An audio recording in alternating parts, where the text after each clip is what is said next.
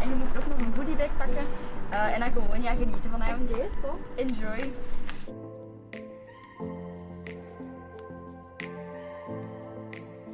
Tobias, ik kom naar u. 3, 2, 1. Tobias en Niels. Instead of having this quote of man up, I would also want to urge you to female up.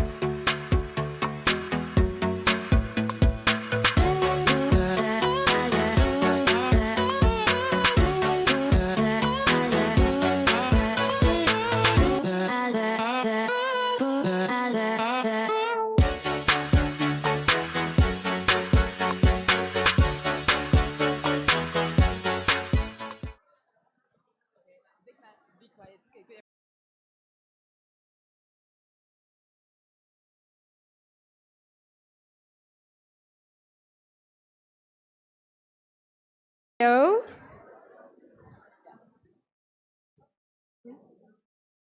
Good evening, everyone. We would like to welcome you to the 7th edition of the Women in Tech Gala powered by McKinsey Company. My name is Jasmin, and together with Caroline, I have organized this evening. We are very happy to have you all here tonight and are excited to show what this evening has in store for you. We are proud to present you 5 amazing businesswomen with a distinguished career in technology and innovation. They will take center stage this evening as they will tell us their inspiring stories. After each keynote, we will organize a short Q&A session. So if you have questions for our speakers, you can send them in by scanning the QR code. This code can be found on the back of the program book that you received at the entrance. And then after all the keynotes, there will be a reception where you can ask further questions to the speakers and meet our partners who made it possible to organize this wonderful evening. I would like to thank McKinsey, KBC, Accenture, and Excelis for making this possible. I would now want to welcome Michael to the stage. He is the President of Academics for Technology.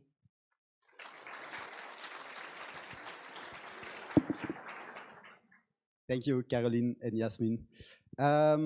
I'm Mika De Ketelera. I'm the President of Academics for Technology, or AFT.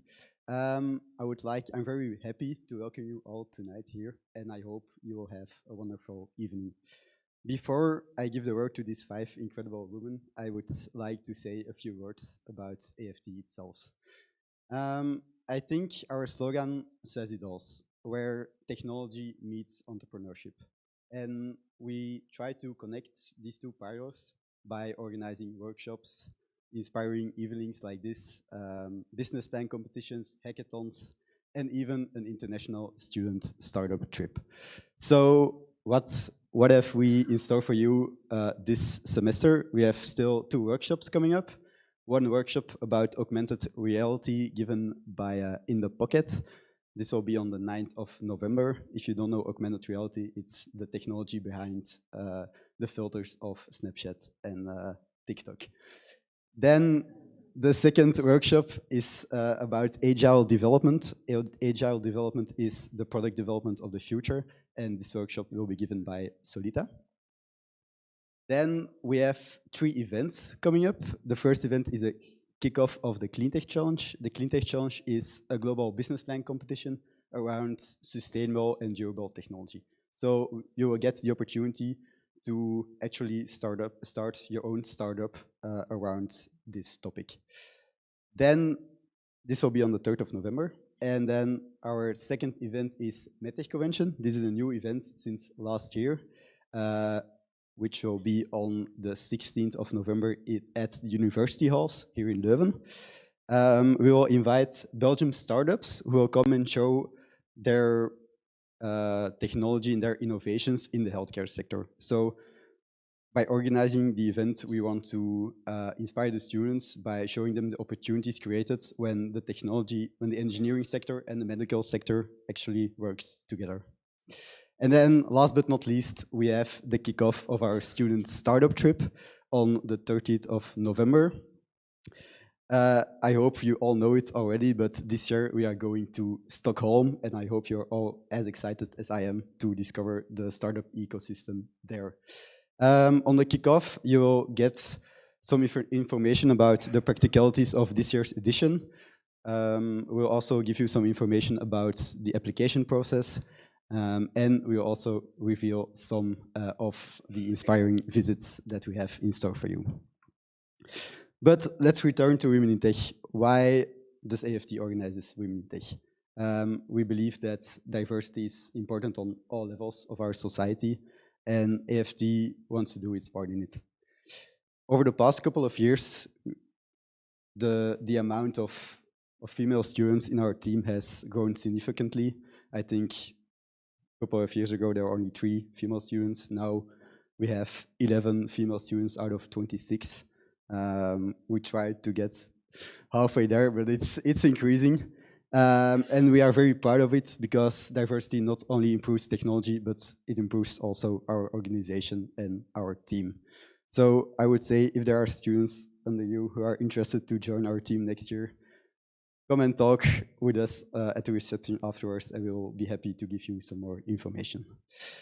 So last but not least, I want to thank Caroline and Jasmin. Thank you for organizing this beautiful event.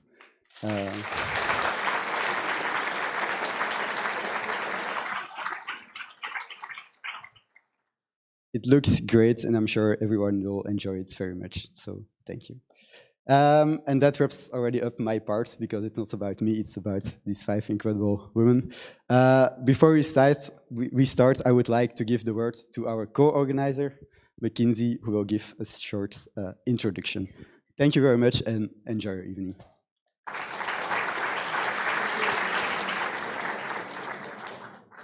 Hi everybody, good evening. I am Laura and I'm very happy to be here. I just want to give a very warm welcome in the name of McKinsey, and we're very happy this year it is again in person as we transition to the next normal. As a firm, we're very happy to partner with AFT, and again, actually, this is not the first time, and to provide the keynote speaker for tonight along very many inspiring women I've met already.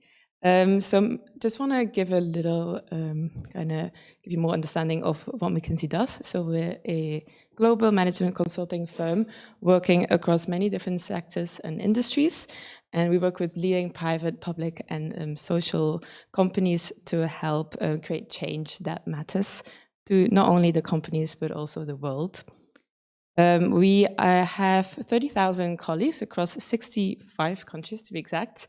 And we have a 40-year-long experience in the Brussels office with 500 colleagues from a diversity of backgrounds and talents. So we have a very long-standing commitment to diversity and inclusion in general. And we welcome anybody from, as I said, different backgrounds, a different level of experiences. And I'm therefore obviously very excited to be here tonight at this event. We would like to thank AFT for the amazing organization. It's been amazing so far already. I'm sure we'll be even better along the night. And we would like to thank the other partners as well tonight, so Accenture, Excelis, and KBC. And we hope you go home very inspired and excited after this evening. So thank you very much and have a good evening.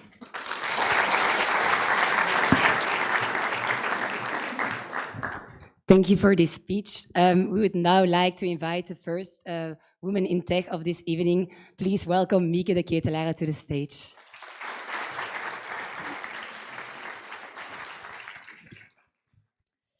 So, good evening, everybody. It's lovely to be here tonight, and you all look very pretty and very nice. I was saying I'd love to be a student again. That would be so lovely. Excellent. Let me just check if this works. Okay, that's me. I'm the writer of the book, Artificial Intelligence, Wanted Human AI Translators. I will speak in 2 parts. first part will be on my work on artificial intelligence and how I got there. It seems very new to some of you, but in fact, it's been quite old already. So I will give you some insights, and then I'll give you some hints, little tricks, etc., for your way into your career to help you. Maybe you get some inspiration out of it to see, you know, if things go wrong, if things go slightly different than expected, what you could do. Okay. Afterwards, I'm available for questions. So. First of all, if I ask Google, this is who I am. You know, I'm a director. I'm director of artificial intelligence at IMEC. IMEC is a big nanotech company, research company here based in Leuven. And we also do digital solutions. I'm leading the part on algorithms. So not the nanotech part, but the algorithmic side, software side. I'm also a data scientist myself, and so I'm a director. So this is just a little joke for myself, saying that there's still some diversity and inclusion needed in Google search. No, so this is what I should be looking like, but luckily I'm not looking like this. So next to my work at IMEC, which I've now reduced with the arrival of my book to a part-time job, I'm also creator of a Festival of the Future, together with Wim Oproek, for those who know him. It's great to work with artists. It's the first time in my life. And next to that, I'm also an advisor to the federal government in Mathieu Michel, who is leading, he's a state secretary of digitalization. So this is what I'm doing in my little 40 hours a week. Maybe just a little bit about myself and my background. So I'm born in 1970s, so it means I'm a bit more older than 50 years old. And I was passionate by technology right from the beginning. So at the age of 5, I already was looking into matchbox cars, trying to take them out of each other, putting them back. It didn't always work out. But so I was basically, I had DNA, in my DNA there was technology. So it wasn't pushed into me, it was just there. And the interesting part was my mom didn't stop me from playing with my cars. It's, if you're going to be a mom later on, never stop your girls playing with matchbox cars. You know. At the age of 13, I bought my first computer. That was a Texas Instruments 99A. So it just still had like, didn't have anything to do with the PCs that we have right now. And so it wasn't abnormal then at the age of 18, I started studying industrial engineering in electromechanics in Ghent, so in the KIGO. And why did I start with industrial engineering? I started because I was too much of a play person. I didn't like the theory, and I thought that industrial engineering was going to give me more hands-on learning experience, and I did. So today I'm still very proud I did that part. But as I was pretty young, at the age of 20, 21, I had the possibility to extend my studies into civil engineering. So I did civil engineering in electromechanics, and I was still playing. I still thought, well, I'm a bit lazy. I need to find technologies that help me, even helping me more in my world in order to make sure that I can even become more lazy. And artificial intelligence is actually doing that. Artificial intelligence is a technology that gives you the ability to create systems that learn by themselves. So you don't have to program them line per line per line by line, which we normally have to do in ICT systems. Artificial intelligence looks at data. It sees patterns in it, just like we can see patterns in it, and it just will detect it automatically, so it can then, based on what it has learned, project towards the future things you wouldn't have seen with your open eye. So me being a lazy student, I thought this is perfect. I'm going to make my life in AI. We're talking about 92, 94. This was when I did civil engineering. But funny enough, back then, although there was a very cool technology, there was no money. So nobody was talking about it, because there was something else popping up. And actually, it was also the time in 93 where the internet came out. And suddenly, all the startups and all the money and all the investment was going to the internet. So I jumped to the other side, and I said, okay, let's forget about that AI. Let's jump to the internet. So I actually worked in that area, Silicon Valley startup, Bubbles, etc., for about 20 years. Until I saw then 10 years ago from, hey, wait a minute, this AI is popping up again. Because what happened is AI didn't make it in 93 because there wasn't enough data available to train these systems, and also because the compute power wasn't there.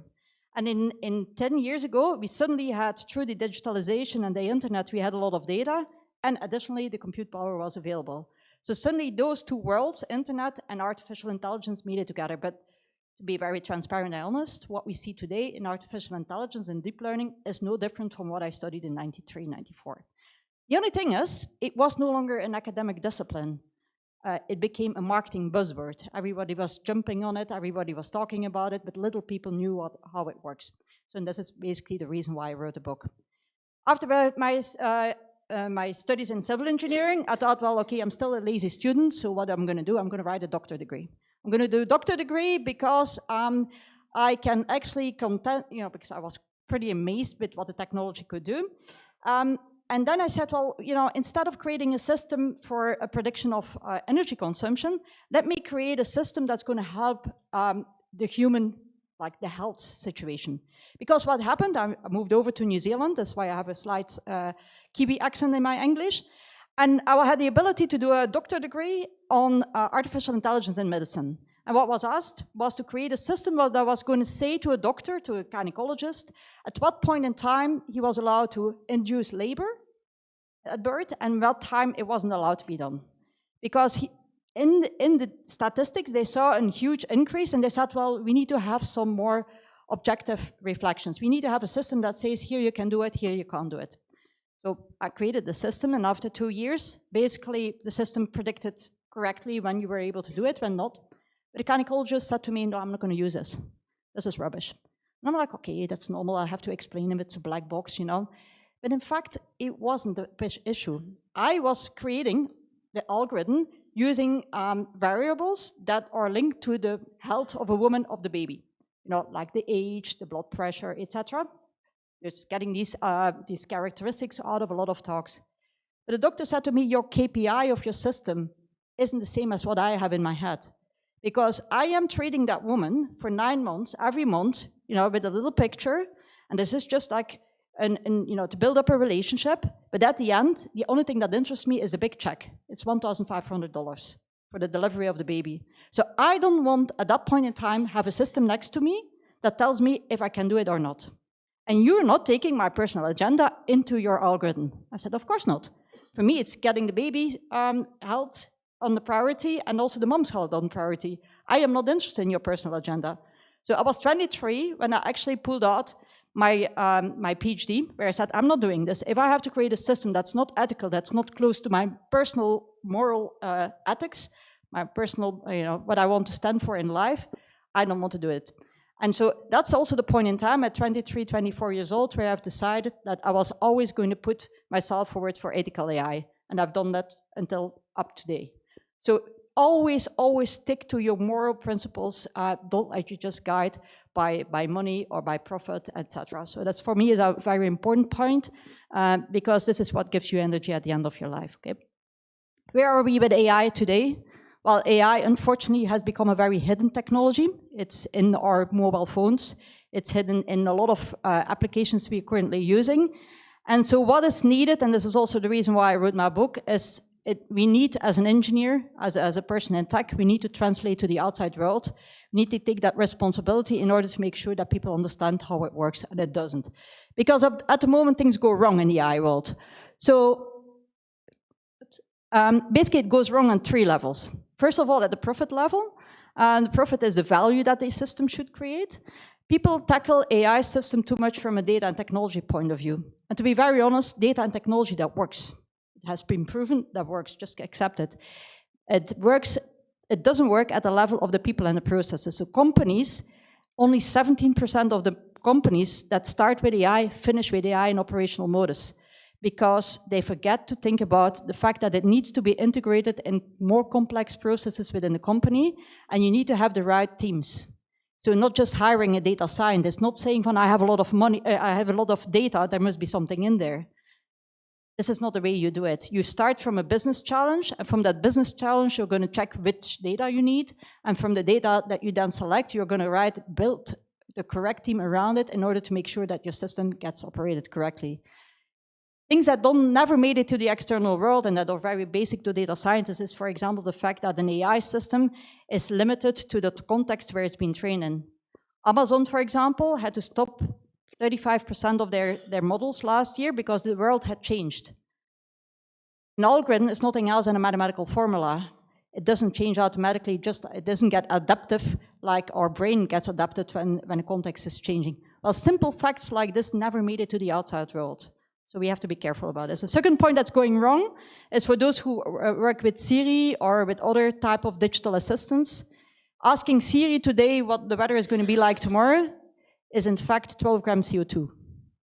Because there's an algorithm running on your mobile phone, this gets sent over to the US, a bigger algorithm is running there, it sends back the answer. So each point in that process consumes CO2. We don't think about it. So our brain is doing much more clever ways of making decisions. So we need to look into other ways to make sure that our systems do very nice and good things with a very high precision, but with much less energy consumption. Just like the same we were working on our cars to make sure that the motors are just going to be more energy efficient. So this is where we are with AI. And the last part, the bottom part, is at the moment our AI systems are built on data from the past. So decisions and wrong or incorrect decisions that were made in the past, they're actually now in our systems. So, and it's most of the time around diversity and inclusion. So if you have been using systems to say, okay, who is a good one and a bad one in court, or which is a good CV and which is a bad CV, well, and if you base this on decisions from the past, an electromechanical engineer like myself would have never been selected because, in fact, I'm a woman. So we have to be proactive about the fact that our systems have to be debiased before putting them in production. So a lot of work to do. So this is all in my book, so I invite you to read it, about the words we have to go to. But this is the main principal character that I'm playing my life long, like I explained, is making sure we build bridges. In technology, it's no longer about, knowing it all if you're going to remain in your silo from technology. You have to build bridges to the business. The business has to build bridges to legal. Legal has to build bridges to governments, etc. And these translator roles are going to become more and more important. So this is the work I've been doing so far, and that's what I urge you to do.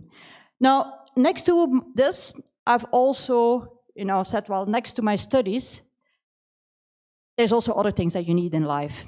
You have to also be able to fall back on other type of, let's say, trainings, if it's through books, if it's through conversations, it's through courses that you're taking. And I'm just going to share with you 5 steps I've taken in order to be the woman that I am today. So first of all, when I was young, I wanted to find the answer on the question, who am I?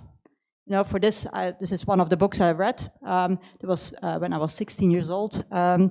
And it was just basically falling down on philosophers, trying to find out who we are just at the side of being an engineer. That's an easy one. But then, additionally, when you start on your road, you're going to come across relationships between man and woman, relationships between your friends, with your family, etc. And you will see that some relationships are disturbing. They're taking a lot of energy. But this is a very good book to explain you how relationships work and how you have to make sure that your relationships, you never give more energy than you receive. It's a very good book. But then I continue. When you leave your home from your parents, there's 2 things you have to have in your backpack. Your backpack basically you need to have 2 things. That's ambition, love. I'd say that's passion, and then the other side is discipline. Because at some point in your career, discipline won't be enough. You need to have that ambition and you have to have passion. Sometimes you don't have the passion because for whatever reason, then you need to fall back on your discipline. It's a very good book, to help you with those things. You, first of all, also have to be sure that you are easy being with yourself, because there will be moments where there will be nobody around you. I've traveled 3 times around the world. I've had many moments with myself. You have to make sure that at each point in time, you're in balance. So you don't actually need somebody else. So there's a moment of solitude and there's a moment of intimacy. People that don't feel yet at ease with themselves, I urge you as a woman to feel, to look in the mirror and just be very comfortable with yourself, that you don't need a friend next to you, you don't need a female or male friend. Moments of intimacy as a female are very important because you will need them later in your life. Next in line, if you grow further down your career, you will work with different cultures. This is something we don't always look at, but there's a very good book, When Cultures Collide, that explains you exactly what other people from other countries, how they react in certain meetings, how they will react in a certain situation, etc.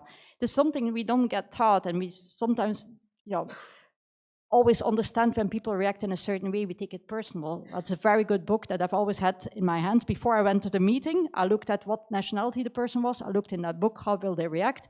And they reacted exactly as it was written in the book. It's a very, very nice one to have. Last but not least, the more you grow up, the more important also the decisions you're making. You're in boards, you have to make very, very quick decisions, very fast decisions, etc. It's a very good book from Kahneman, saying thinking fast, thinking slow, explaining you very well the reasoning that we are doing in our heads. And you have to be aware of this. You have to understand the impacts of your decisions. So these are just a couple of books that are very helpful to have, but there will be moments that books don't help, where moments that people will attack you, moments that people will hurt you, moments that people will just, backstab you, moments that are very ugly in your life. They will happen. And at that point in time, even if you've done all the right things, you have your degree and you've been reading books to stabilize yourself, you have to make sure you can fall back on some other things. Initially, I thought it was buying clothes or buying new shoes. That was also only temporary working, It made me happy for a couple of hours, but then it was done. And so I have found music for myself that for me is, if I go back into my cocoon where I'm just comfortable with myself, where nobody's touching me, make sure that you have some songs for yourself that you can just rely on when you get hurt, when things get tough. Thank you very much.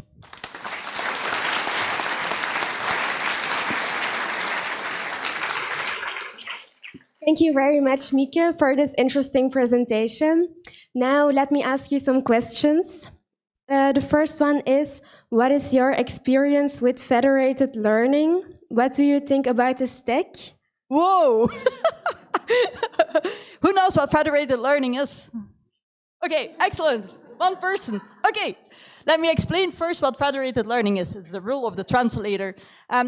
AI got a bit wrong in the sense that we collect data, on our mobile phones, we send it over to the cloud, we crunch it there, and we send it back. This is, we've given too much space in that domain, and so this is why companies like Facebook, Google, etc., have now, the big data approaches, have got too much power. Federated learning is saying, well, we're just going to turn it upside down. Instead of sending the data all over to a cloud server, we're just going to keep the data where it's been created, on your mobile phones, on the little sensors in the room, and we're just going to have the algorithms traveling, and we're just going to make sure that the algorithms travel towards the end and gets learned. So it's actually very good for privacy, it's very good for security, latency, and energy efficiency. So federated learning will pop up much stronger and is a very strong focus in Europe. So, but very, very fun question. I didn't expect that one. Okay, thank you. And maybe a second question. Which advice would you give to your 18-year-old self? Okay, to my 18-year-old, that's an easy one. It's just exactly the same. Just think about yourself and just follow always in everything you do, stick very close to your own beliefs. Because there will be people trying to influence you, etc. People try to change your mind. But at each point in time, every night I look myself in the mirror and I ask myself, is this the right thing I've done? And I think as long as you stick close to your own, whatever it is, your discipline, your love, your own ambitions, then I think you're pretty good. Don't let yourself influence by other people. Never change yourself. Decide for yourself. Okay, thank you very much, Mika. Yeah, excellent.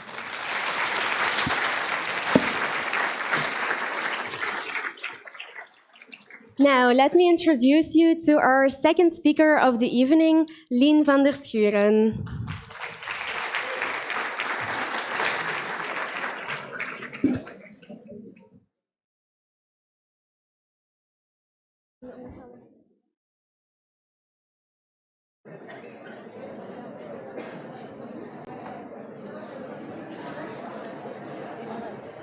Right, is this working?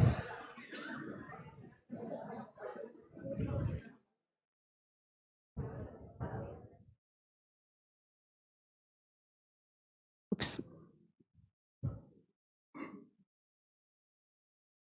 No, yes, okay, all right. Okay. Good evening, everybody. Can you hear me well like this? Yes? Okay, perfect. Let's start. Remember when you were a kid and you had this crazy dream about what you wanted to become? For me, it was becoming a politician. I wanted to become a politician and even found my own political party called FNN. It was an abbreviation for family and nature, the two things the kid version of myself thought were the most important in the world. I wanted to become a politician because I wanted to make the world a better place, and I wanted to have a positive impact on society. At the age of 17, I didn't want to become a politician anymore. So what changed? After finishing high school, I didn't know what to study. So I went to Ghana to volunteer in an orphanage. I washed, I cooked, I cleaned. But after 1 month, I realized that my work hadn't made a single difference for those kids. They still didn't have any running water, stable electricity, or proper food supply. What they needed were technical solutions, but they didn't have the resources or expertise to implement them. So that's when I decided I wanted to go into development cooperation to help African communities implement technical solutions. And therefore, I needed a technical background, so I decided to study bioscience engineering. During my studies of bioscience engineering, I heard about a student organization, not AFT, but it was called Humasol. And Humasol is active in the field of development cooperation. Their goal is to provide renewable energy and sustainable technologies for all, especially for people in developing countries. Therefore, they carry out technology projects in the South, in collaboration with these African communities. For example, installing solar panels for a hospital or a water pump for a school. And in light of my own plans to go into development cooperation with a tech focus, this seemed tailor-made for me, so I applied. But during my 3 years as a Humasol volunteer, I saw how some of the projects failed after we left. The reason was that there were no economic incentives fueling the communities to maintain the installations we have placed. And despite the many failed projects, there was one project that always stayed with me, a project I took part in myself. For 2 months, I went to Uganda to volunteer for a waste collection company. The company was paid by the community to pick up the waste that was then turned into compost and sold to farmers. The results were a cleaner environment, more employment, and higher agricultural yields. This experience showed me that solutions for societal problems are actually more impactful when they also have economic returns. So my dream changed again a little.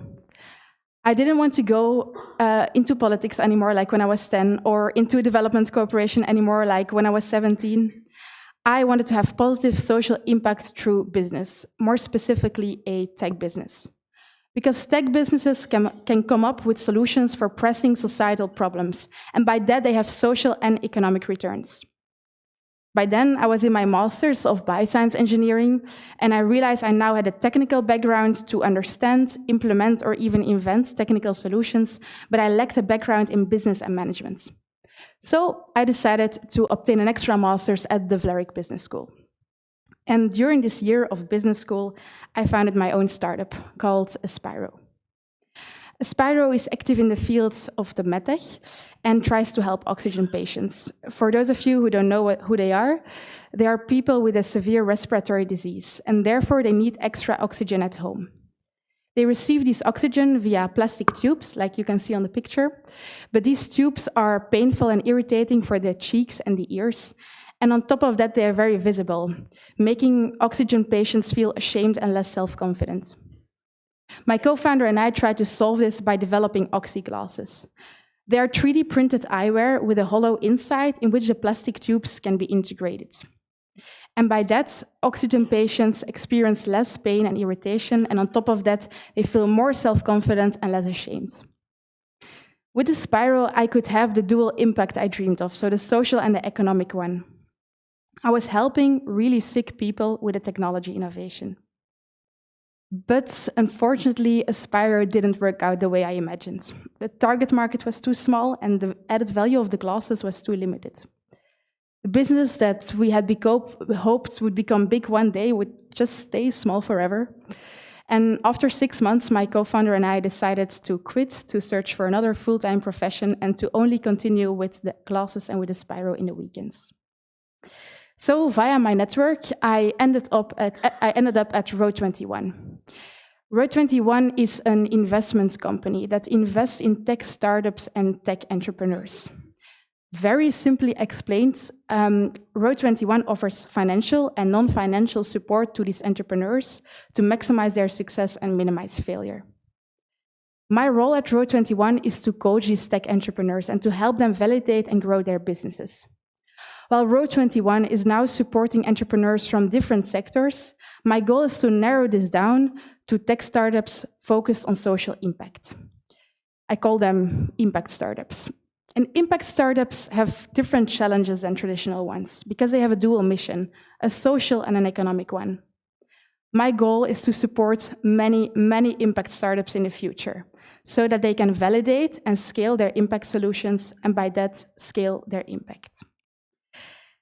At Road21, I feel that I am where I belong because day in, day out, I'm learning about new technologies, I'm meeting positive change makers, and together with them, I'm trying to create positive social impact. And on top of that, I hope that Road21 is the place where I can become an amazing business leader because I don't want to become a politician anymore, like when I was 10 years old. I don't want to go into politics anymore, like when I was 17 years old. I want to become an amazing business leader in the tech space, and by that, enable social change. Okay, wake up, because it's time for a reality check. If what I just told you would have been the full story, it would have been too easy, too perfect. Just some trial and error, some self-reflection, and some great opportunities, and that's all it takes to end up in your dream job in the tech space. The truth is that I didn't tell you the full story. I left out some pieces because now I have your full attention to tell you how I struggled to get where I am today. And I could tell you about how I struggled with perfectionism, with performance anxiety, with stress. I could tell you about sexism, about feelings of guilt, about sometimes, no, actually often, being the only woman in the team or in the room. I could tell you about all of these things, but I'm not, because I'm going to speak about one issue in particular, underconfidence, or constantly underestimating your own ability to perform. Some say that underconfidence is a women's issue, that the majority of men is overconfident, and the majority of women is underconfident, especially in the tech space. I don't think it's a women's issue. I think it's a people's issue. Because when you look to the person on your left and then to the person on your right, and there are some guys here as well in the room, I'm sure that one of them has struggled significantly with underconfidence. And this is problematic because confidence is key to a successful career, and I think underconfidence is underestimated. So that's why I'll give you 3 tips on how to be more confident, but I'll start by giving you 3 examples on how underconfidence stood in my way. My first example is about Vlerick Business School. After studying bioscience engineering, it wasn't that obvious for me to go to a business school. Also, Vlerick is one of the most prestigious business schools in the Benelux, and it was my ex-boyfriend, who was my boyfriend back then, who wanted to go there first. In my eyes, he was extremely smart and extremely talented, and I was just average, so it was him who deserved to go there. My second example about underconfidence was about a Spyro. It took me months before accepting myself as an entrepreneur, before convincing myself that I could be an entrepreneur too. I had this image in my head of a super creative man who was working all day and night, drinking lots of coffee and leading his successful startup. That was not me, so how could I then ever become a successful entrepreneur? And then my third example is about my daily struggle to be confident in my job today. My colleagues wouldn't say, and it's also scary to admit, but there isn't a day where I don't struggle to speak up. I'm scared to make mistakes.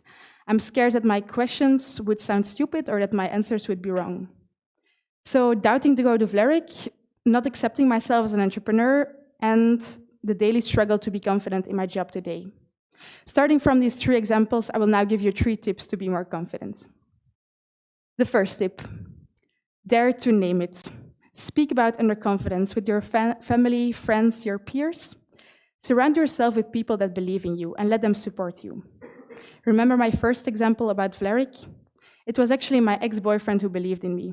He believed I could do it, and thanks to him, I applied. I even won a scholarship and the Best Student Award, so he was right. Second tip, find yourself a role model. Role models are people you can relate to, you feel inspired by, and that help you to think big. And this is so important, because once you think big, you're going to act big. Remember my second example about a Spyro? I'm convinced it took me so long before accepting myself as an entrepreneur because I didn't have a role model. And this is the one thing I'm going to directly label as a women's issue. I didn't know any female entrepreneurs. And also in my co-office space, I'd never seen a female founder. I admit I also didn't search for them, and maybe I should have. So that's my tip to you. Find yourself a role model that can help you to think big and then act big. And then my third tip, focus on your strengths instead of your weaknesses. Often we try to make our weaknesses less weak, but that's when we lose our strengths out of sight. Instead, we should focus on making our strengths stronger, because that's how you can truly excel. Remember my third example about not being that confident in my job today? It's because I'm too focused on my weaknesses. Instead, I should work on improving my strengths, and this will make me more confident, and I will dare to speak up more and more. So to summarize, 3 tips to be more confident: dare to name it, find yourself a role model, and focus on your strengths instead of your weaknesses. I gave you these 3 tips because I believe that confidence is key for a successful career. And because I think that underconfidence is underestimated. You just have to believe you can do it. You have to believe you deserve it, and you have to believe that you will get it. More and more, I'm believing all of these things for myself. I'm starting to believe I can become an amazing business leader one day. A leader in the tech space, but most of all, a leader that can support social change, just like as I dreamed of as a kid. Thank you.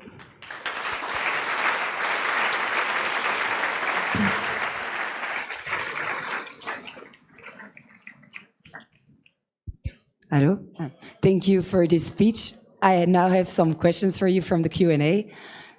So, a first question, could you share a project at Road 21 that is particularly exciting for you?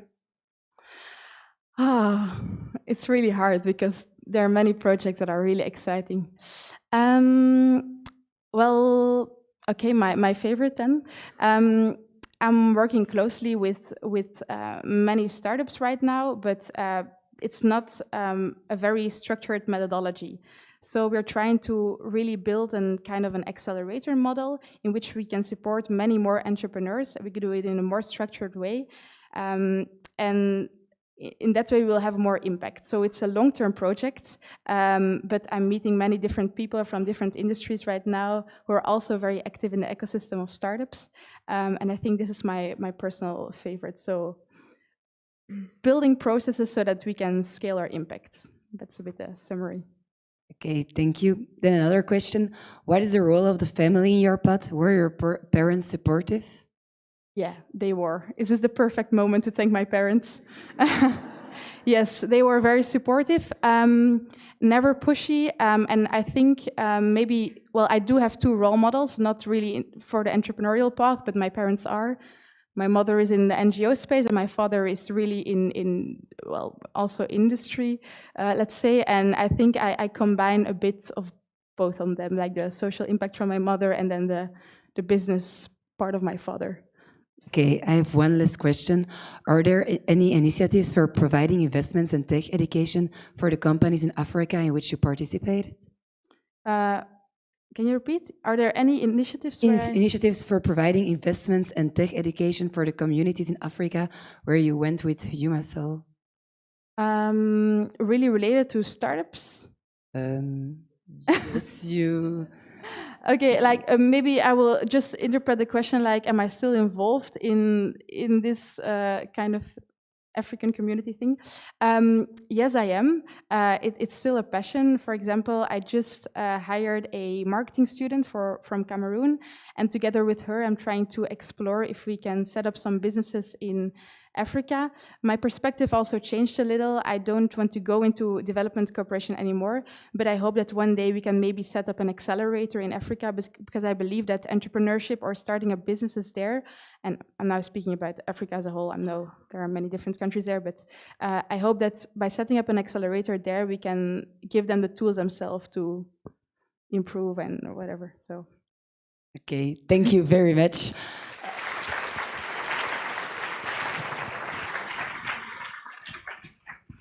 I will now welcome the next speaker, Sarah Kasinska. Please welcome her to the stage.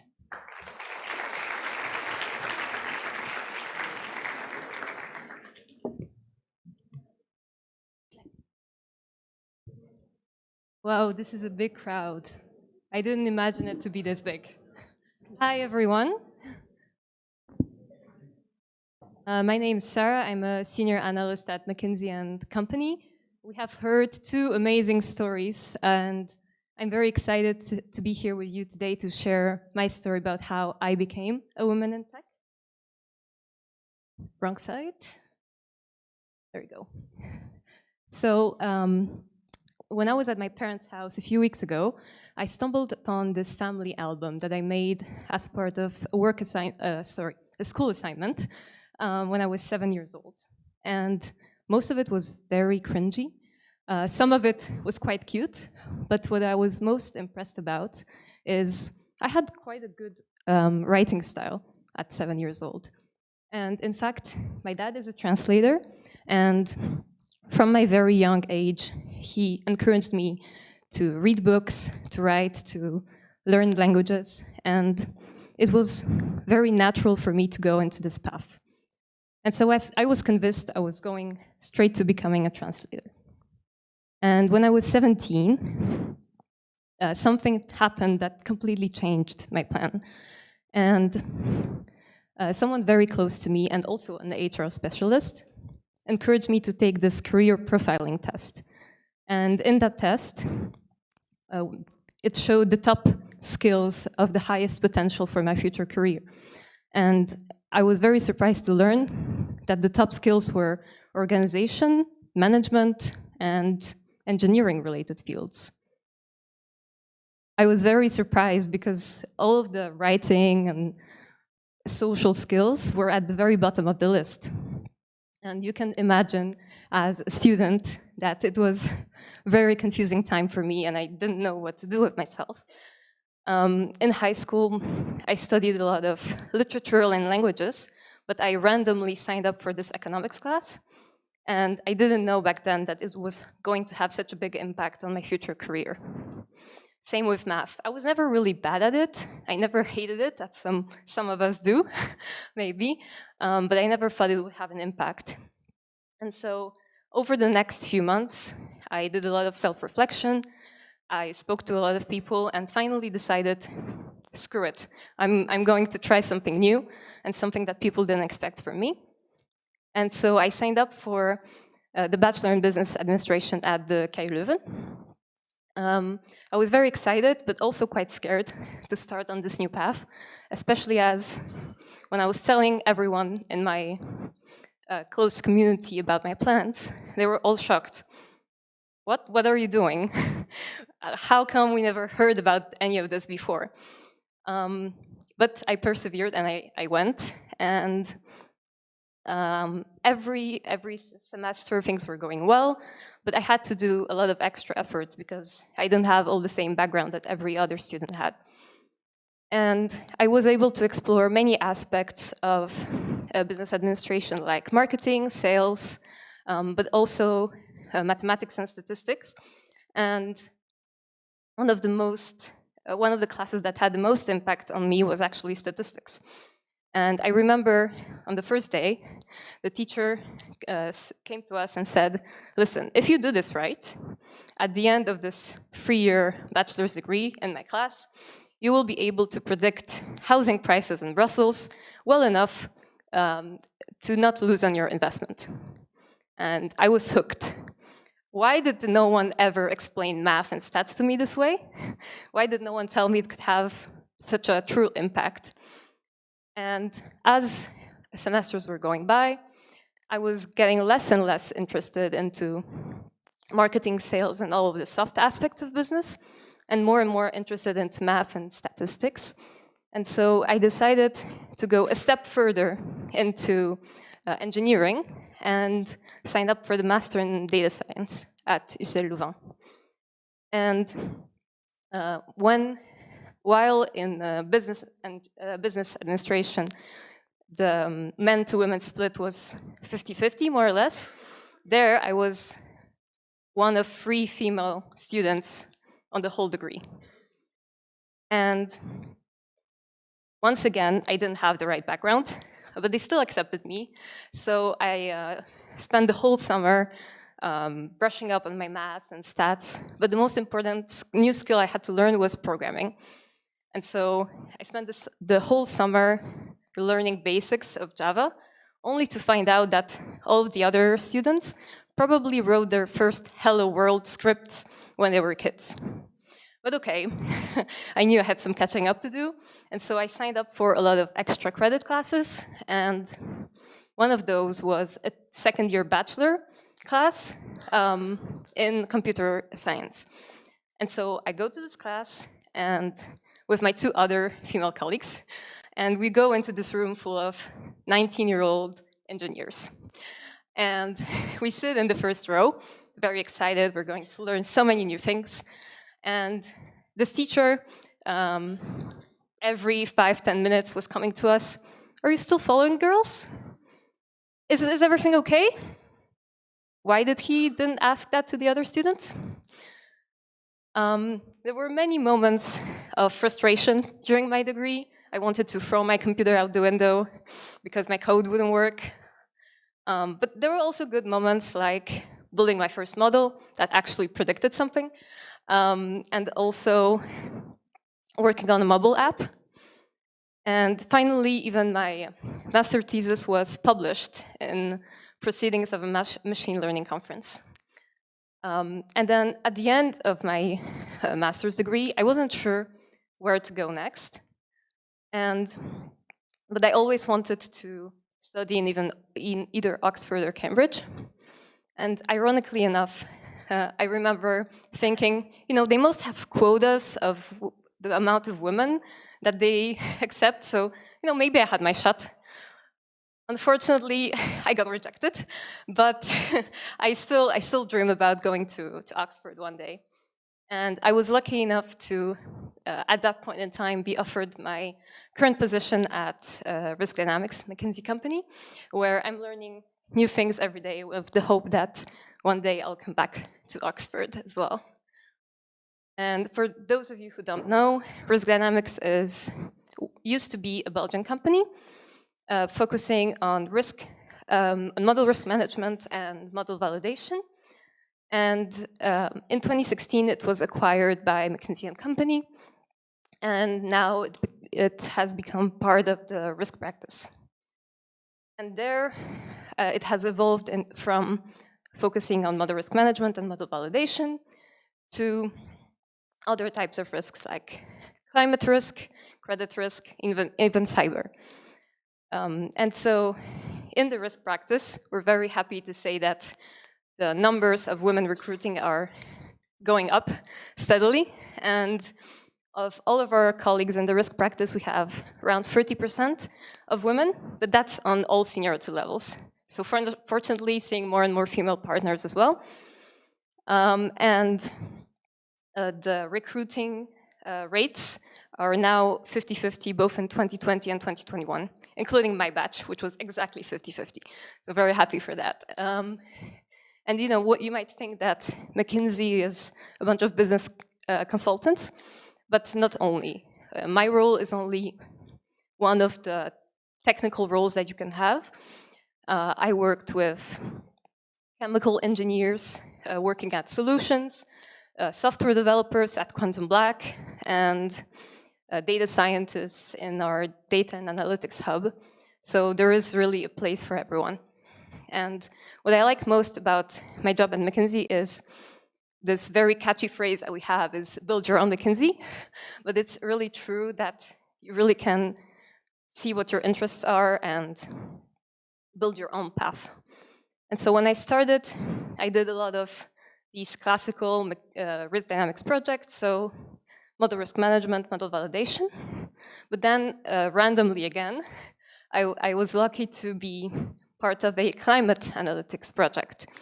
And there I was very excited that my technical work finally had also a social impact and an environmental impact, and not only, making the rich richer, right? Or other types of financial impact.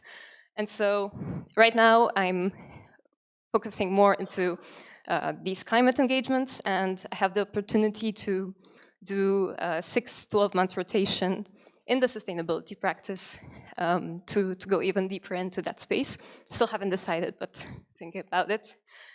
And just to finish, I don't know how many of you have seen this movie, Hidden Figures, but for those of you who haven't, it's the story of 3 African-American mathematicians and engineers. I see some nodding. And this scene shows Mary Jackson, who was what they called a calculator. So back then, it wasn't all computers making these important calculations that puts people into space, but it was actual people with what we now call podcast calculators. And so in this scene, a white male engineer is telling Mary, listen, Mary, you have a mind of an engineer. You can't be a calculator all your life. And then he asks, if you were a white male, would you like to be an engineer?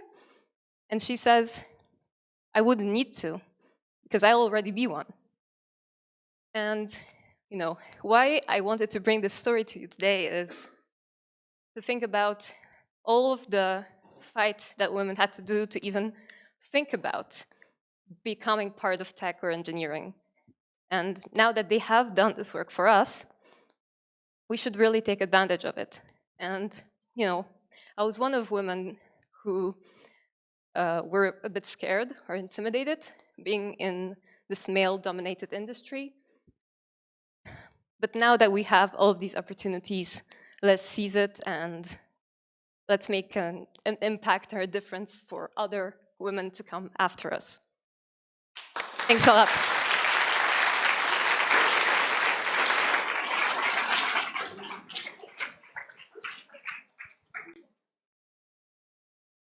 Thank you very much, Sarah, for this nice keynote.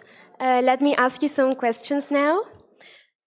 Was it difficult for you to make the choice to do business administration when all your friends didn't think this was something for you? Yes, I had a lot of convincing, and the good friends are the ones that will support you. So I had a lot like that.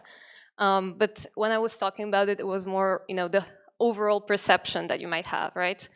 High school or even at university, there is a lot of societal pressure and a lot of expectations of what women should or shouldn't do.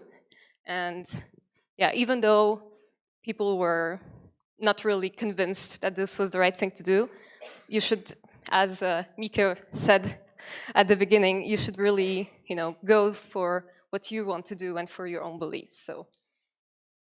Okay, thank you. And next question is, looking back, do you think that it was worth taking the difficult path? Definitely. Now that I think about if I had to do translation, I would bore myself to death. Like, I can't even imagine being in this role now. And, it was only by chance that I discovered what truly was my destiny and was my path to take. So no regrets, a lot of sweats and tears, but no regrets. Okay, and what helped you to go through the frustration of programming and not to quit? Okay, I see a lot of young programmers here. I think the points where it works are very rewarding, and so you always have to go back and think about the parts that worked. That's the first tip. And second tip is, I think, learning about all of the applications that you what you can do with code was very motivating to me as well, because often you have these code exercises where, I don't know, you have to cross an imaginary labyrinth and abstract stuff like that, where actually code is behind algorithms, code is behind how your phone works, code is behind how hospitals work. Like, it has so many applications. So when you think about that, it might be a bit more motivating. Okay, and maybe a last question. Can you tell a little more about your experience with climate change projects and what tools you're using for them? Sure, so I did a few different ones, but the one I'm working on currently, which is, I think, the most exciting, is net zero portfolio alignment. So we're helping a bank define its net zero strategy by first analyzing its current portfolio of clients and determining which part of their emissions a bank is financing. And then once we know that, we can develop strategies of decarbonization. And the biggest challenge is you can't just tell a bank to drop all of its emissions-intensive clients, right? So we have to think about innovative ways of doing that and combining, the societal impact, but also not hurting your client. And the methodologies are still nascent. And so what's very exciting is we're able to bring our own perspectives. So the calculations are very simple. So it's not big data, it's not machine learning. But I think as we go forwards, we can have also some more technical applications in climate. Okay, thank you very much, Sarah. Thank you.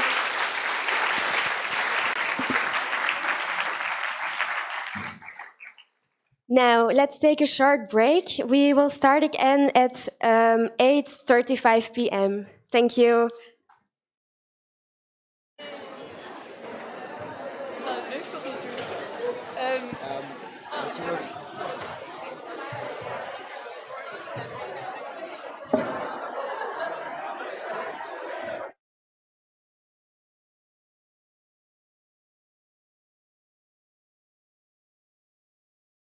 So could everyone be quiet, please? We will now continue our speeches, and the next woman in tech is Victoria van de Putte. Please welcome her.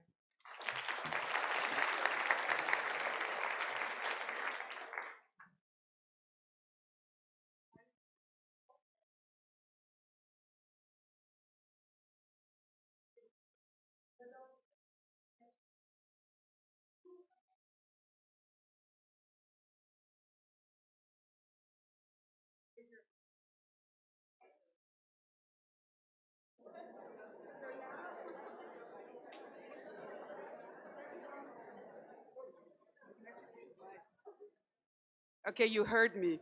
Now, second question, who did that for health benefits? Who did that for the sake of the planet? Okay, that's correct. So, for the few ones that did it for health benefits, the most important thing is that meat and dairy production globally is basically represents about 15% of the greenhouse gas emissions, which is more than the transport sector globally. And changing your eating habits is practically the easiest way to reduce CO2 emissions. So if you haven't decided to do so, you can always do in the next years. And that basically brings us to what if we imagine your food habits in 10 years' time? You will be eating food which will be more personal. You will eat a personal nutrition. You will eat food that is less harmful to the planet or not harmful to the planet. And you will eat food that makes you live longer and healthier. And these changes, you can actually already see them in the supermarket. It's the most important food trends. And what you see happening is consumers are looking for food that is better for them and for the environment, that is easier to prepare, of course, that too, that is a good bargain. Low prices also work. and food that is to enjoy, a big treat. Now, we'll have a big treat after the presentations, which is good. These food trends, if we just pick a few examples, you look at the shelf space in the supermarket of healthy food. I think the biggest challenge for every consumer is to decide what to pick, what to put in your shopping basket. It is keto, high protein, low carb, sugar-free, clean label, Nutri-Score A, impossible to find your way. People are working actively to guide you through the landscape, but the commercial solutions are not yet very scientific, so that is coming.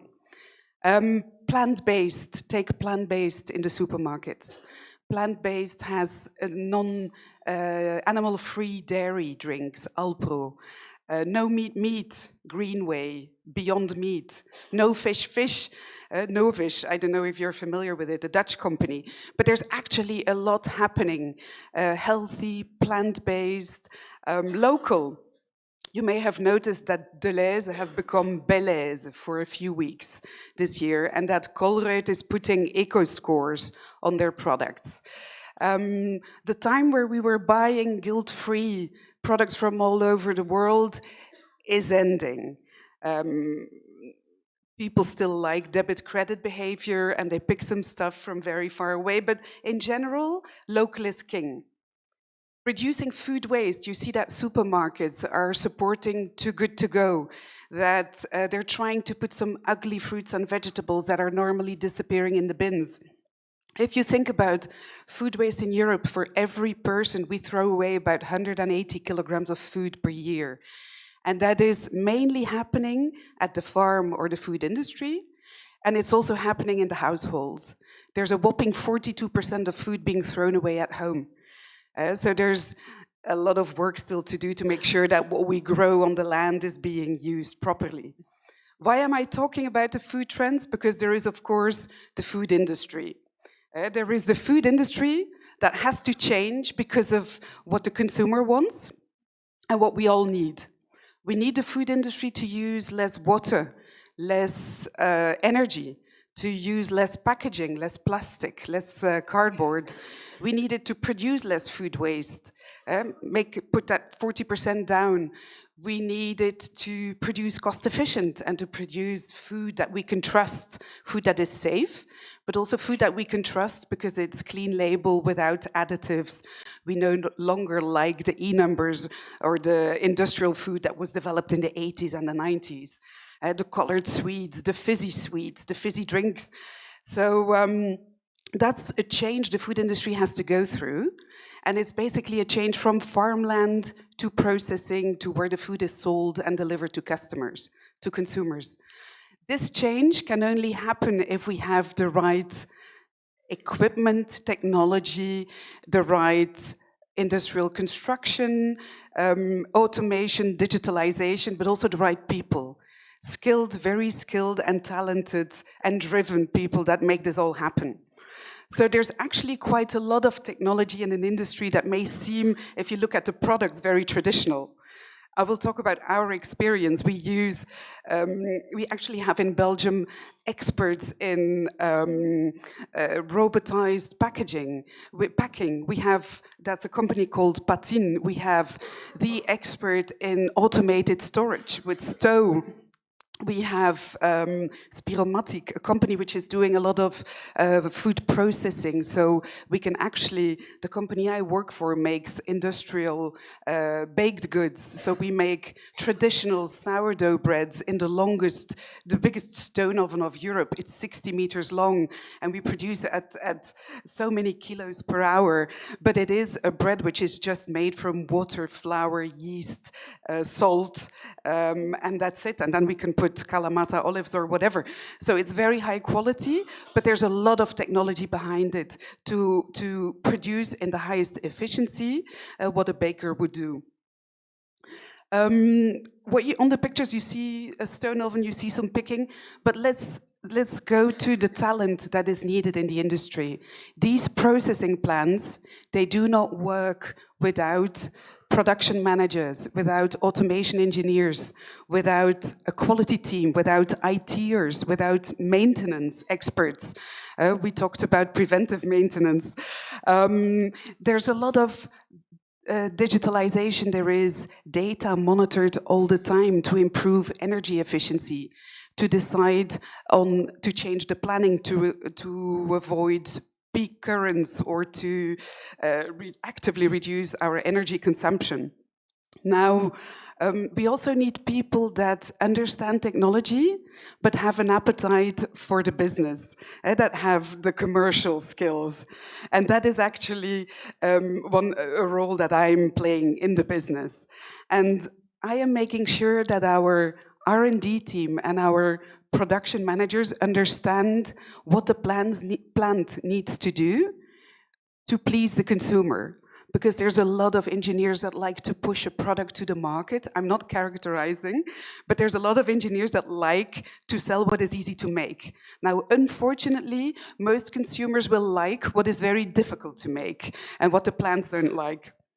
So I can actually explain what the plants are capable of, but I also tell the scientists, the technologists, what equipment we need.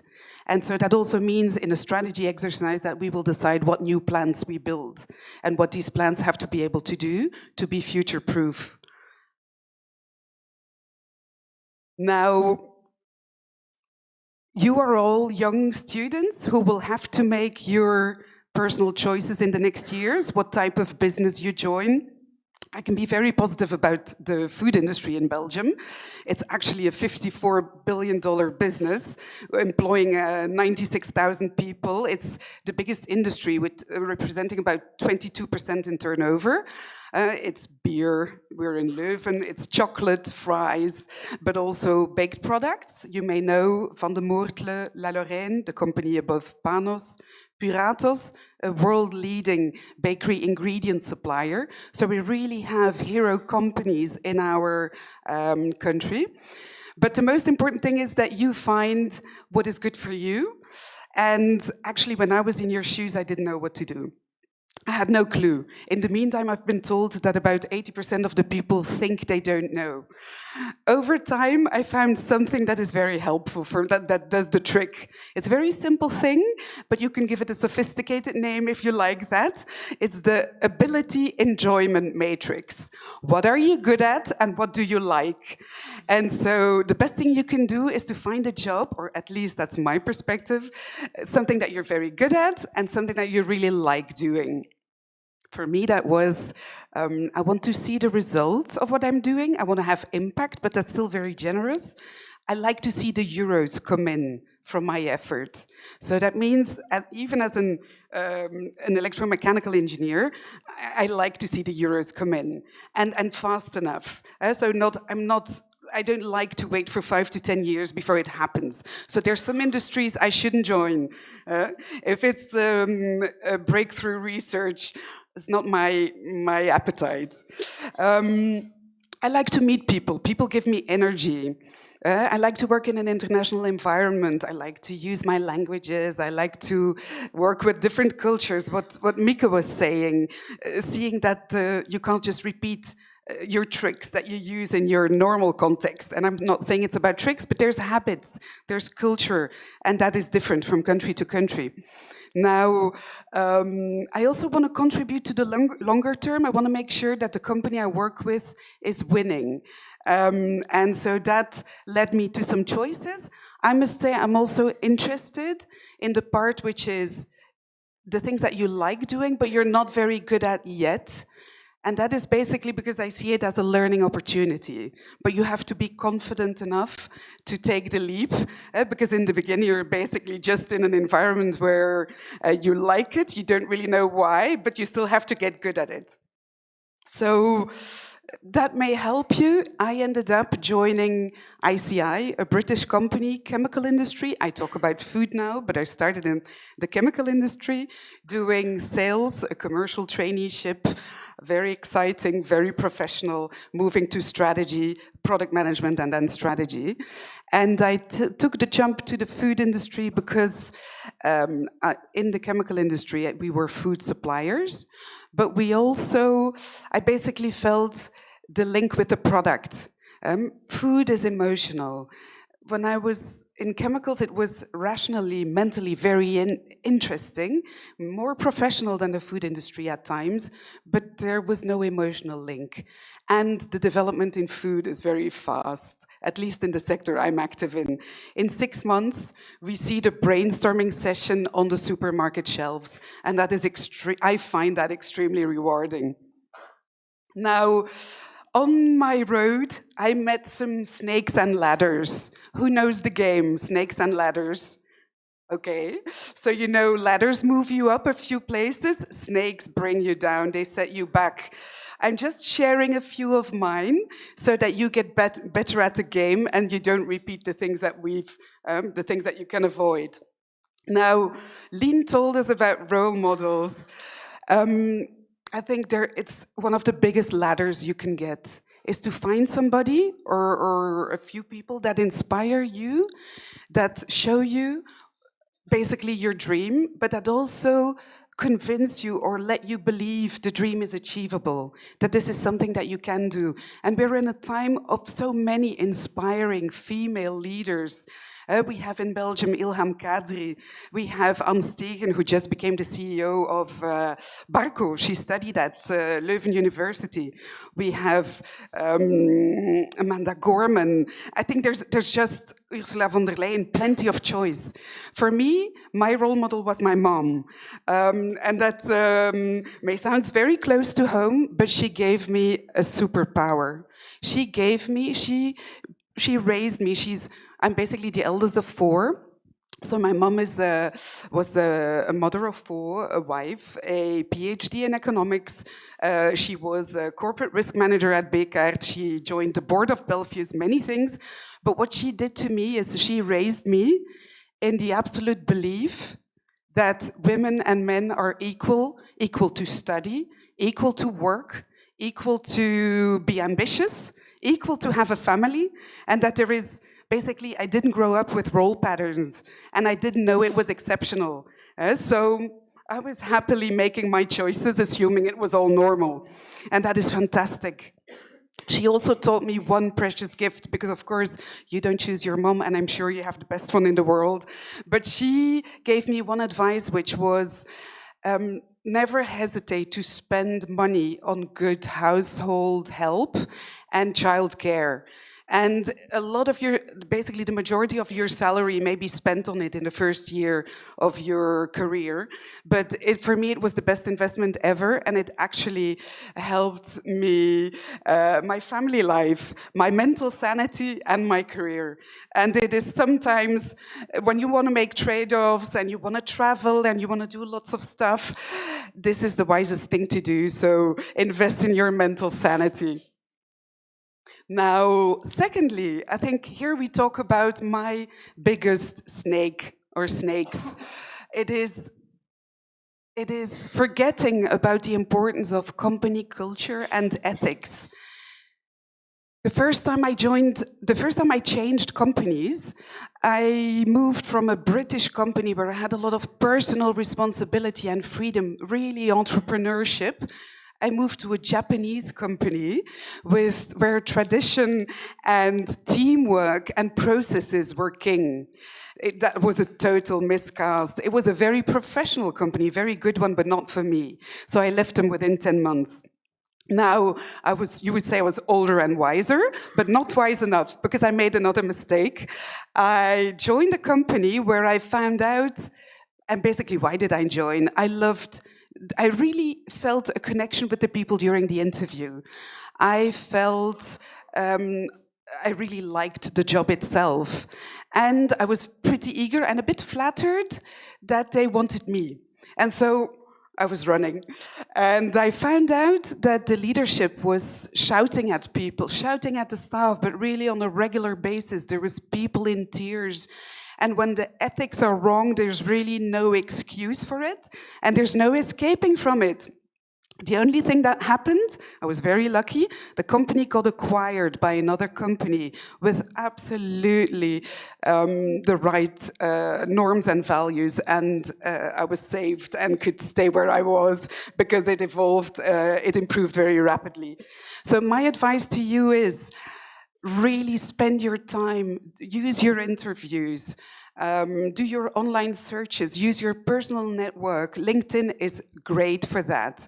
But make sure that when you join a company, you know it's a culture, it has a culture that fits your personality, and you know that it has the right values, because it's not going to improve over time unless they get acquired. Now, the last one, let's finish with a ladder and a big one. You are already networking, you're in this event, but work your network. And it can be presented sometimes as very formal, something you need to do. And you basically meet, stay in touch with colleagues, you go to business events. My experience is, network works, an informal network around your passions and free time activities works perfectly. And it does what it needs to do. You meet inspiring people. You develop yourself personally. For me, it was, over time it changed because my life changed, and I organized a wine tasting course. I participated in a debate club. I became a hockey mom, manager of a boys hockey team of one of my sons, and so as a result spent quite a lot of time on that hockey club. I joined a museum to attract more young families to the museum for an annual program. I'm now in a charity organization, but every initiative, which was absolutely something I loved doing, was interesting on a professional level. Not when you go and hunt for it. So do remember to be a giver and not a taker at those events. Bring people in contact with each other. Invite, be generous. But this is something important for you to do. The result will be you'll have fun, you'll develop, and you will meet sponsors on the way, people that actually do your promotion, and make sure that the right opportunity comes to you because they talk about you and they think you're the right person for the job. So, after this speech, which is about low-tech products, but in a relatively high-tech world, or at least there's a lot of high-tech opportunities, you may consider the food industry for your future career in tech. I at least hope that you feel a bit inspired and interested. And what I wish you is many ladders and very few snakes on your path. Good luck.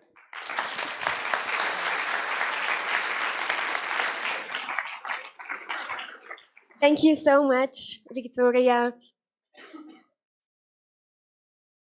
The first question is how you combine your working life with your family life. I have a very supportive husband, for one. So I didn't talk about your choice in partner, but it's one of the most important choices of your life, I have to say. Now, he has his own business, so it's not as if he's a house husband, but he chose, because that is what he wanted, he chose a business which is very regular and where he can decide on his hours. And he does some networking events, but he's flexible. So if we had an unforeseen, he would be able to accommodate. Because when you have babies, they're ill every month.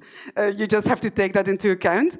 And for me, the element of help, I always had somebody to help out. I didn't really like people sleeping in because you give up so much of your privacy. But I always had a lot of help. And it was mainly organized by us, so family helps, but I wanted it to be well organized. And then you make some choices. I had some of the kids going to boarding school, so we only saw them over the weekends. So our social life would be at least one weekend out of two. No, we wouldn't. We would leave the house, but with the kids. So you make some trade-offs, and it worked, and I'm very grateful. I have 3 fantastic boys, but for me it was a help. It was a good partner who doesn't think that I should do the household chores. It's absolutely a shared responsibility.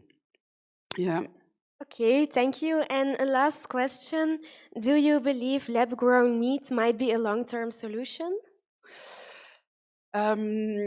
I think it will be, but I'm pretty sure it will be much faster. It already is in the US than in Europe. We see the same with like genetic modification, where it's widely spread and totally accepted in the US and not at all in Europe. So I think consumers will probably be a bit more cautious for lab grown than for processed meat, which is basically about mechanical or physical processes. Yeah, but it's gonna be there. It's the impossible meat is there. Yeah. Okay, thank you so much.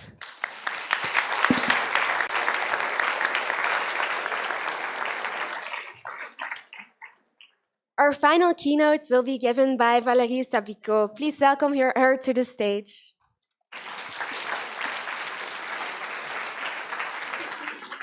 Okay. Good evening. I'm really happy to be there tonight. So I will start by sharing you a little story, because when I was a girl, my dream job was to be a vet. Okay, it's a little bit cliché. Huh? As a girl, you like pets, a dog, okay, but I really want to become a vet. So during my middle school, we had a 3 days internship to do. So I decided to go to the vet office to see how the day-to-day job is. And I was very excited. So the first day, everything goes well.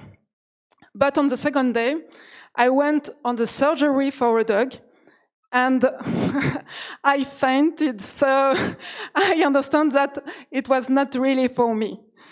So then I had to make another choice as a dream job. And as a young woman, I dreaming about to be a working girl.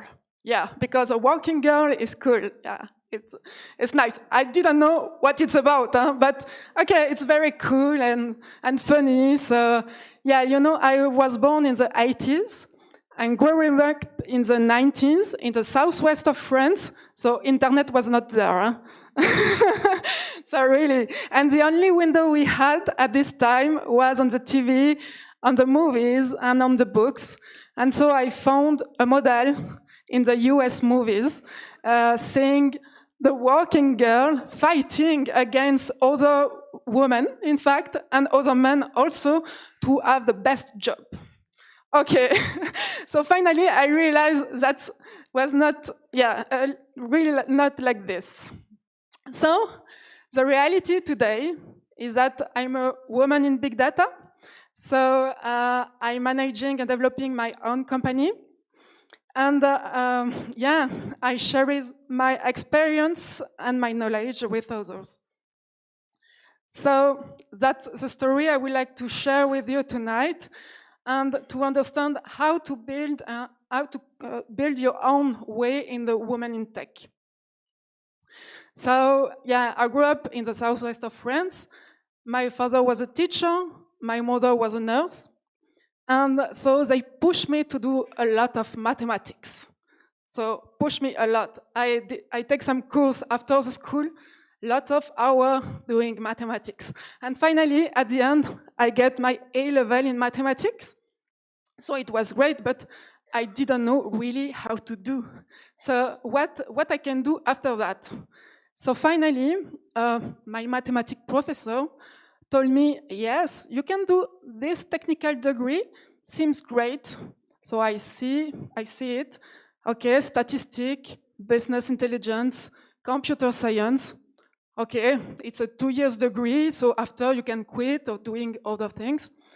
Okay, I will do this. So finally, I enjoy it, and I continue with a license, a master. But what is the most important and what I like the most during my studies it was internships. Because each year, we have to do an internship between 3 to 6 months. So that's, I liked very this part of the studies because it was very interesting. I speak and I'm working on different projects each time. I had the chance to have great internship, in fact. So I would advise to make internship, even it's not required during your studies. I think it's a great experience. I think because you can experiment, you can think about what you can be in the future, what you can like, what you don't like. So I think it gives you the reality of the job finally. So after that, I was, at the end of my studies, so I had a chance to go to Brussels, and finally for the last 6 months internship, and I was a BI consultant, a trainee. So at the end of the internship, I was hired directly as a BI consultant and a project manager for a French company working between Brussels and Paris. So I enjoy it a lot. I work a lot. It was very funny. Between Paris, Brussels, a lot of people, you know, coming from the southwest of France. It's very different, you know. So I developed my skills on the day-to-day because it was a little company. So we start with 3 people and we ended at 15 people. So I did a lot in the company, developing the first website, developing the intranet. So it was very interesting. And I invest a lot of myself. And at what time we need to have a Belgium entity for legal choice. And my boss told me, okay, do it. Create a company in Belgium. And me saying, what? I don't know how to do. Okay, I will guide you a little bit, but you will find the way. It's easy. Come on. Okay. So I went to the different services, found an accountant, and finally I created the Belgium entity for my boss. And I managed it for 4 years. And I learned HR, controlling, managing a big team, and working also in the same time for customers. So that was a great experience, in fact. So what I would like to say, coming from the experience, is that I had the chance to have my boss, my first boss, as a mentor, as I had also before my mathematics professor as a mentor, saying, oh, give me the way. And then I had to develop my skill. So having a mentor, for me, it's really important. It can be a person in your company. It can be a person outside. You can have different mentors. But you have to find a way to have someone to give you some advice. And also push you outside of your control zone. Because it's really that. It's you have to explore new things and develop your skills. That's the important point here. And the second point is you have to learn, because the world evolved each day. So you have to learn and learn and learn. You cannot build your career without any learn. So today you have the chance also, you have books, but now you have internet. So it's easier. And there is a lot of things you can learn. So that's my point here. Develop your skills every day. That's very, very important. And so at the end, finally, I was a little bit disappointed because we lost several proposals, making the wrong strategy choice finally. And my boss decided to close the Belgium entity. Okay, so I was in Belgium, and yeah, my life was there. So I think about myself. And so I decided to create my own company, started again from zero. So I created Valkuren, which is now a big data company. But it was not easy at the beginning because I have to start again as a freelancer and doing my cash flow before invest in people, hire new talents to build a company with me. So that's not an easy part. And yeah, for this, I had to find also mentors to help me and to give me the right way. So again, mentors helped me a lot and helped me to find the final way. But it's not enough. And at this time, I understand that I have to push me again out of my comfort zone. So I started doing networking, what I didn't do before. I pushed me to do business development. And step by step, it's working. And now we have a team. I would say a gender equality team for the moment. We are 5, so it's not finished. But my objective is really to take this balance in the future and for the tech profile also. So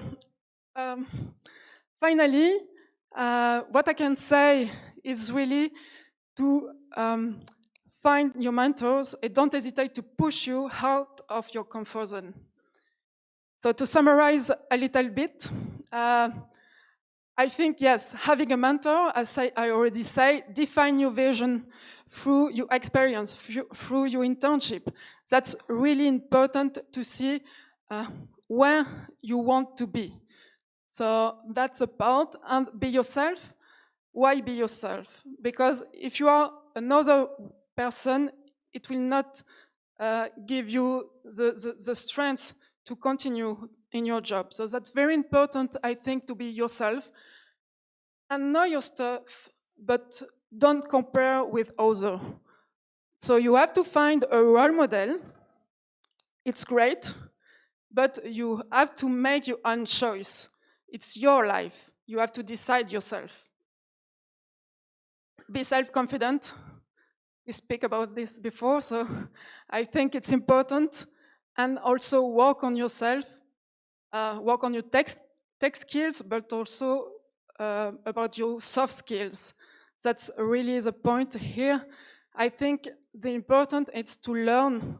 In each experience you can learn. So it's like, I would say, the development of a program.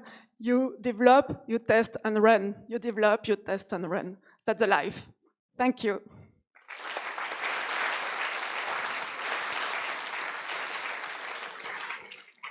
Thank you for this amazing speech. Okay, I have now some questions for you. The first one is, how were the first years after you started your business? The first years, it was okay because I was a freelancer for the first year. But then when I hire new people, is a real investment in people, and that's very the point. It's very interesting to build something with other people. Okay, then do you try to return the favor and be a mentor for others? Yeah, so in fact, I manage a women in big data organization. So in this field, of course, I invest myself to be a mentor for others. Okay, thank you. Then could you perhaps give some advice on how to find the correct choice of master program specialization for students in IT?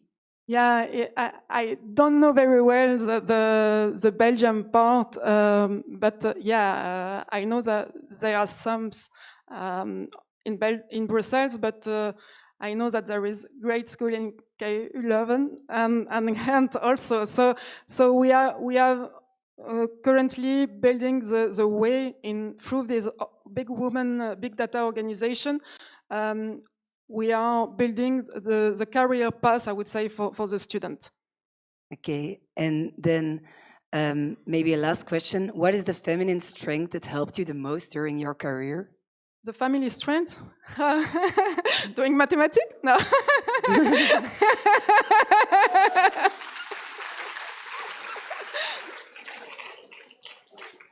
Okay, and then just one last for to finish. Was it difficult to move away so far from home? Did you miss your family a lot, or did you have doubts about moving away because of your family? Yeah, you know, for the southwest of France, Brussels is far, far, far away. So everybody told me, no, don't go there. You make a mistake. But finally, in my own way, I thought it was a good choice. And so, yeah, I quit and I don't regret. And of course, at the beginning, family missing me a little bit, but I meet other people in Belgium and it was a second family now. Okay, thank you very much. Give her a last applause.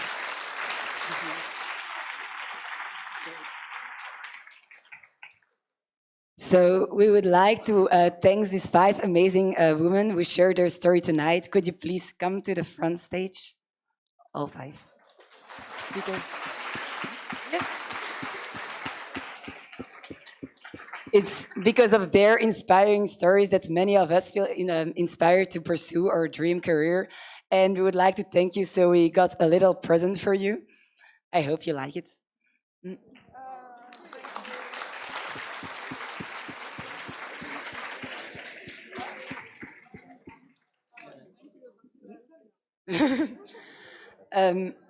We would also like to thank the partners who made it possible to organize this evening and the entire AFT team, because without you, it would not have been possible. Okay.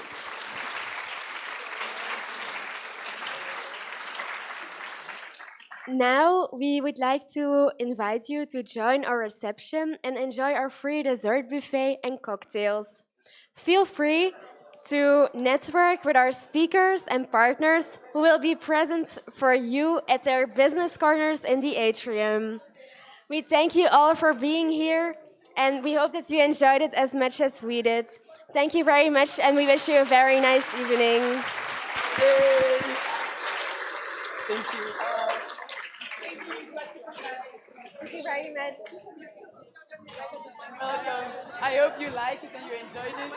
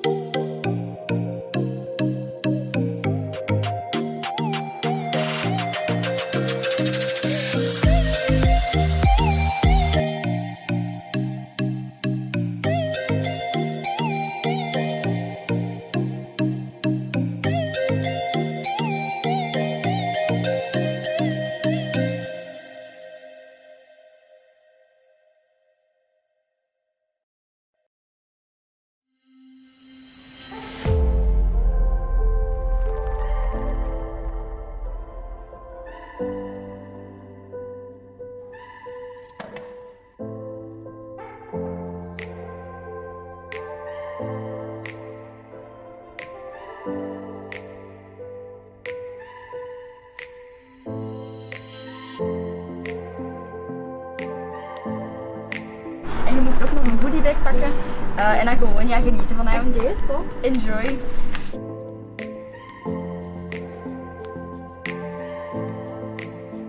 Tobias, ik kom naar u. 3, 2, 1. Tobias en Niels.